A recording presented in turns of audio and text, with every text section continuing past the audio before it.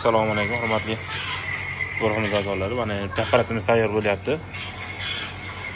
Buni oynalarni qo'ymaganmiz, uzoq joy ketadi. Oynagini tayyor qilib qo'yganmiz. O'zlari manzilda qo'yib berishadi. Hamyoq avtomat. Mana suvlari bor. Mana suv gazli o'zi. Bilinib turibdi. Mana 4 ta kolbasi bor. Mana stogasi.